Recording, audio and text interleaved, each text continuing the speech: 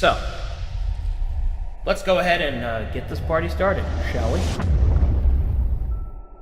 When you build a setting, the very first thing that you have to decide is what system you're going to use. If you don't know what system you're going to play in, then a lot of the stories and the things that you make just aren't going to work out. I will presume 5th edition. But to be clear, the idea behind making a setting is that it can be used in any system, but there are some things that you have to keep in mind.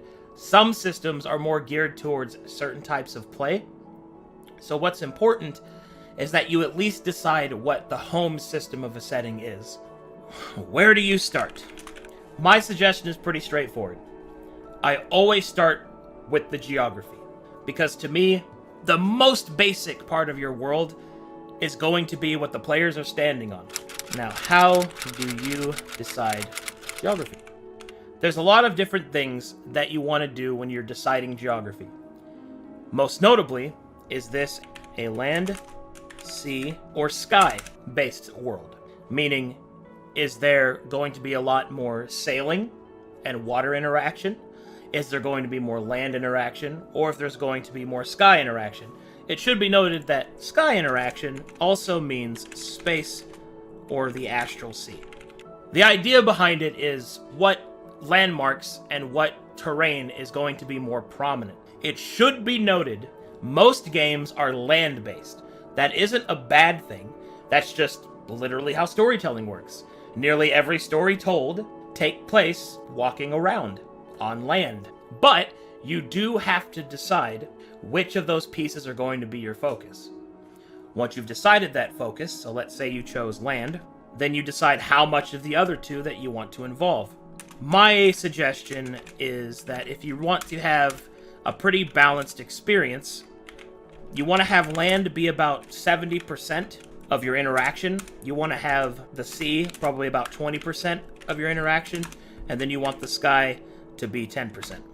To be clear, this does not mean that you have to follow this. The idea behind it is that if you're going to be making a game world, a setting, then you need to be able to allocate your creative resources to the appropriate places. First of all, you need to calculate how much time the players will spend doing certain activities. Unless you are specifically making a setting in which sea travel is like pirates or whatever, you're probably not going to get a lot of this. And that doesn't mean that you won't be traveling on boat, but I mean actual play.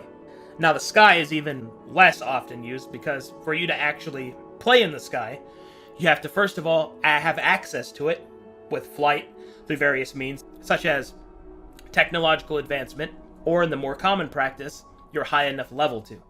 Not every setting is going to have, airships, but this is basically going to be how much mass that you have to deal with. Once you designate all that, then you can move on to the next part. Well, now you got to draw it out. Doesn't matter if you're like an artist or not. You have to, in some degree, make a map. You have to represent it, because without the visual reference, it's going to be really, really difficult for you to show people what's going on. There's lots of different things you can do. There's plenty of online programs that you can use. There's plenty of free websites. It's important that you just make it. Now I have the land, okay? Now I have to add features. Depending on what features that you add, you can add things like fantasy features, things that don't exist in real life. Like floating mountains. That means where the forests are, where the rivers are, where the ocean moves in, where that goes, where this goes, boom, boom, boom, boom. This is something that you're going to want to take your time on. So once you've got all your pieces set out, you've got it all, minded out, the next thing that you probably want to do is you want to decide weather. Do you have any fantasy weather?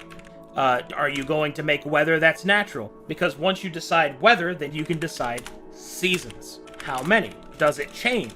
Because with each piece and each step forward that you take, all these things will be used later. Because when you start making the stuff that the players are going to really care about, like towns and cultures and all that, all those things are going to be included with all the things you're making right now. They will help develop those.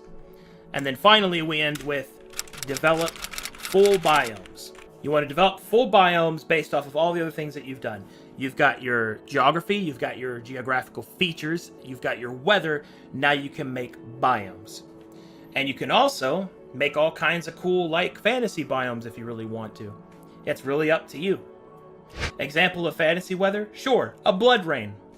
Let's say that a necromancer killed a bunch of people and has forever infected the land, so now it rains blood in that realm. There you go. Just blood rain. You could call it a corpse rain, and it could cause anybody that gets touched by it to take damage because it's acidic, and anyone who dies, in the blood rain gets summoned up as a corpse that's added yet to more of the necromancer's curse on the land, and it's up to the party to try and figure out a way to break the necromancer's curse, lest the blood rain consume them all in a glorious flood. You see, off the top of my head, all of it based on weather, an entire story arc. That's what you can do with weather. Okay, so at this point, there are a couple of ways you can go. I think that by no means any of these directions are really superior to the other one. I'll just tell you what my route is. The route that I do next is the center story. That is the story that you want to tell that represents what it's like to live in this setting. The narrative representation of life. So that's what your center story is. So this is probably going to be your first campaign. This is going to be the first actual few sessions that you play. Everything is going to be based on that center story. Once you write that center story, it will help you develop everything else because you develop everything else around that center story. So something that you can do with your center story, as well as being a narrative representation of life, you can use it to help establish history. So from the offshoot of, okay, I need to tell this story. Well, let's see what your story is. So let's go back to that blood rain, that corpse rain, right? Who the necromancer is. How long ago did he curse the land? Okay, well, his curse happened 100 years ago, all right? My main storyline will be the party trying to figure out how to stop the curse. Okay, how do you write a story? Well, I'm probably going to do an entire explanation on that in another video, but the idea behind it is very simple. These are the basic bones. To write a story, you always start with the end, and you write backwards. By writing backwards, you always know where the story is going, and you never write yourself into any corners. Now I have the story that I want to tell. This is the game that I want to play. Okay, here's what you do. You have to write the history that supports that story and gives it context. I know some of you are going to be like, oh, but what if my players ask me about this? Oh, but what if this happens? But what if I want to write about this? Remember, you have limited creative resources, right? I want to be clear again. This is for the intention of, I want to make this, I want to play it, I want to build it, I want to sell it. Or anything to that degree, right? You want to actually make it, and you want to get it out there. Because I'll tell you right now, nobody here has infinite creativity. You just don't have it. So people that spend all their time making all this extra fancy shit that honestly players aren't going to care about means that your setting is never finished, which means you never play it, which means it doesn't exist.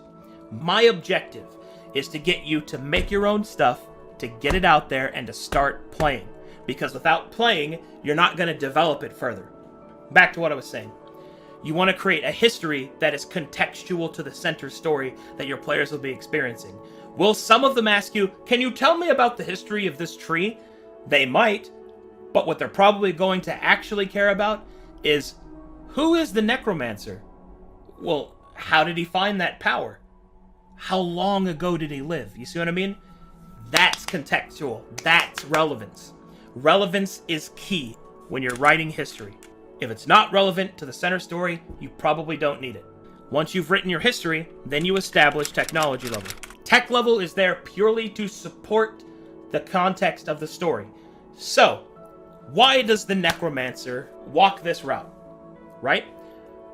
Maybe he was trying to find a way to cure a loved one of a sickness, and he was unable to do so through technology because they don't have advanced medicine. Well, if they don't have advanced medicine, do they rely on magic? Okay, if they rely on magic, then what do you do with tech level from that? And then we enter the crux, and this is where a lot of people trip. Tech versus magic. How do you handle that? And I'll tell you that this is a song and dance that's very difficult to get right. My advice is this. People are playing a fantasy game. Now, this is my opinion. Fantasy should always win with magic beating tech. If you have to choose between the two to exist, choose magic. Now, there are three pieces whenever you're developing things, right? There is tech level, magic, and religion. Technology is developed by need, which is invention. Magic, which is essentially the same throng as technology, it's just got a different source. You develop spells to deal with needs. But religion diminish needs that people might have. You should start with tech, because tech establishes the pacing for the other two. For the most part, not everyone has access to magic, but everyone can be smart. So technology is kind of a thing that naturally is available to everyone, or I should say more available to everyone. Whereas magic is something you, depending on setting, have to be born with. So, establish tech first. Once you establish tech, then you can establish where magic and religion take their place. The lower the tech, the more prominent magic and religion can be. The higher the tech, the less prominent they become. Now, that doesn't mean that tech and magic become weaker. That's a common misconception. Just because magic and religion become less prominent does not mean that they are weaker. It's just that technology is stronger. Because shooting a fireball at somebody will kill them, but so will shooting them with a gun. Both of them, however, are quite effective. So I would suggest that you start with tech, then you determine magic, and then you establish your religion. Because once you've established all of that, then you can establish the need for the next one.